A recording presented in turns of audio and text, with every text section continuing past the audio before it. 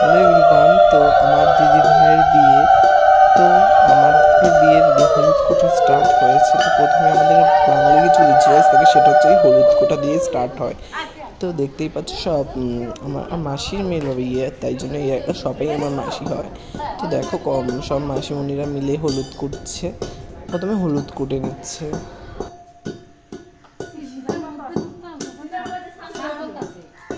আর হলুদ কোটার সময় নাকি নিয়ম যে মাখে মুখে পান দিয়ে রাখতে হয়, কোনো কথা বলতে নেই। তো তাই জন্যই আমার মাসি মুখে পান দিয়ে বসেছিল, কোনো কথা। তারপরে এই হলুদটা ঝেড়ে নিচ্ছিল। হলুদ ঝেড়ে নিতে হয়, ঝেড়ে তারপরে হলুদ গুঁড়োটা শুধু ওই যে কলসগুলো আছে ওর মধ্যে রাখতে হয়।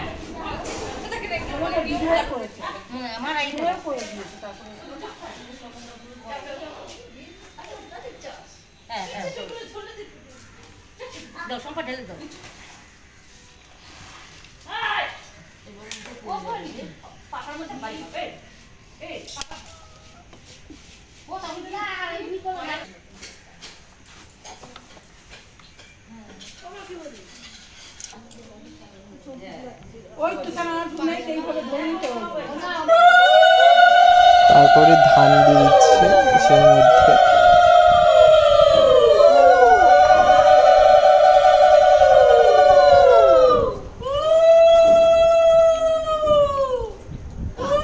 ধান দিয়ে দেওয়ার পর ধানটাকে ওরা আবার বেটে নিচ্ছে।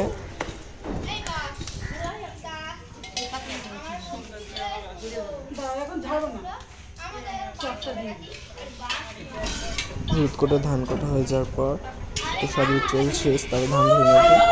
তো তারপর ধান দেবে। আজকে ব্লগটা এতটুকু, তার সামনে আসছে বিয়ে ব্লগ, সবাই দেখবে ব্লগটা। Bye bye.